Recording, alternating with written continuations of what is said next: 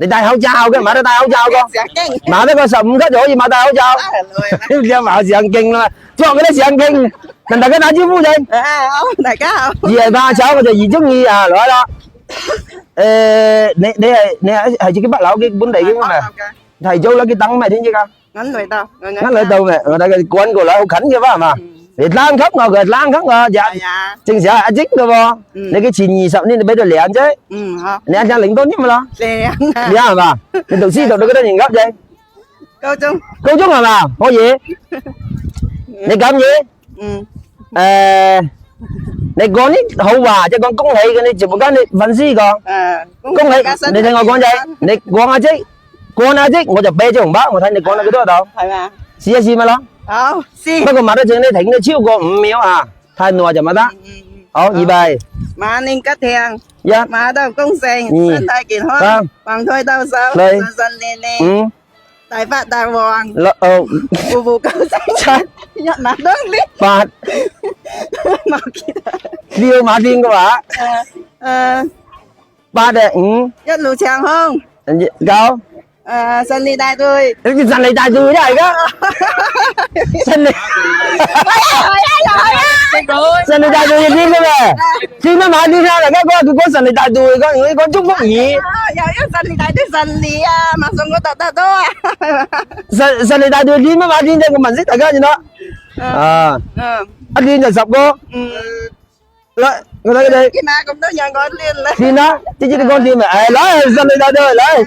10個，1、2、3、4、5、6、7、8、9、10，攞10前10米，順利嘛？來，因為佢哋排前面嘅，我盡量優待。前面排兩人攞提早就攞啲等嚟，7級係兩個就話跟住翻倍，兩個就翻倍，攞直接俾4個啊，俾到4個。頭力。咁咪俾咗6個你啊，身體健康嚇，希望你早好起身嚇。Sân lên. Nói. Giờ hỏi vậy.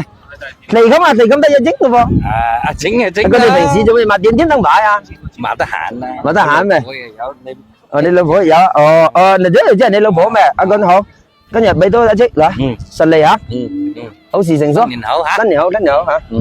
Lại hại mà.哎，没有，你这个是6级啊呀？你要干嘛？拍个照。拍个照是吧？好的，来，看这里。红包，6克嘛，6克2個吧，2個俾4個，來，拿着紅包，這樣。祝老闆一路長紅。哎呀，謝謝啊，來，感謝，3、2、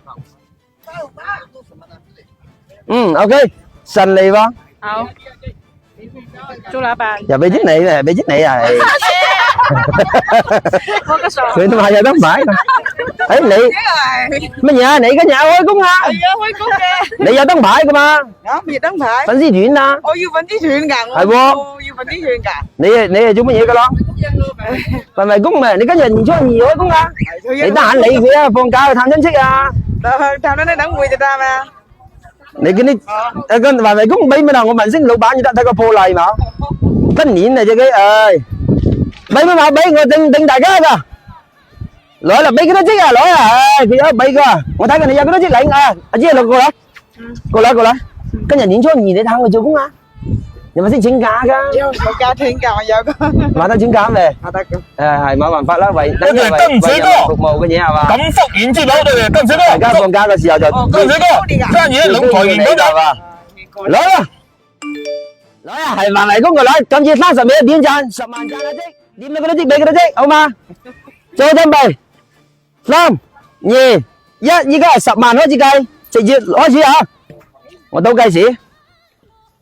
倒計時30秒，係噃，好快手噶，30秒，馬得唔理太多時間嚇，就30秒點讚嚟，㗎點緊讚嚟嘅喎，30秒點讚時間，10萬讚俾一啲佢自己路地路過嘅，我睇佢你有份㗎啦嚇，你都買完粉絲錢嘅正常啦，我冇俾個，哎呀20秒，要粉絲錢佢係嘛？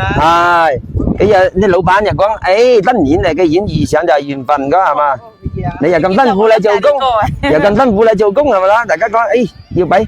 攞nhà，哎呀，最後5秒，5、4、3、2、1， Đấy,我睇睇佢有幾多讚呀？你睇睇佢乜有幾多讚？你個點係幾多就幾多啊？佢左上角你睇到嗰啲黃黃嗰啲錢啊？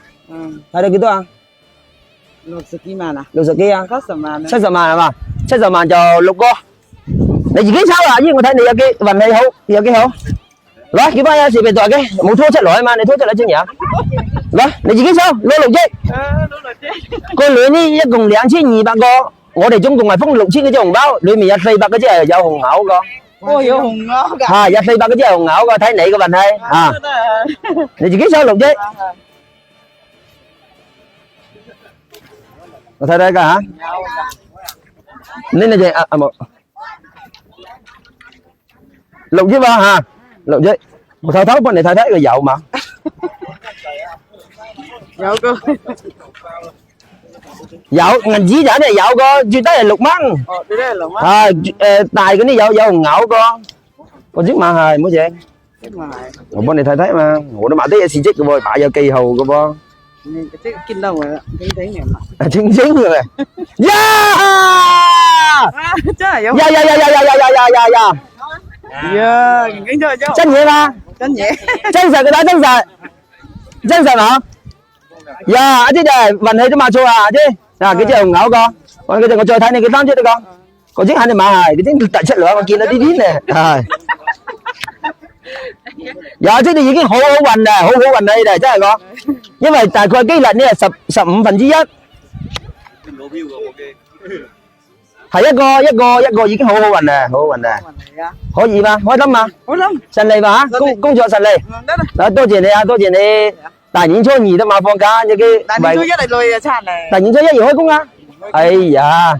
啊，冇辦法啊，即係講在嗰啲崗位就要做個人工係嘛，順利嘛嚇，注意安全啊，一定係工作順利就啱噶嚇，順喎嚇，順啦。好。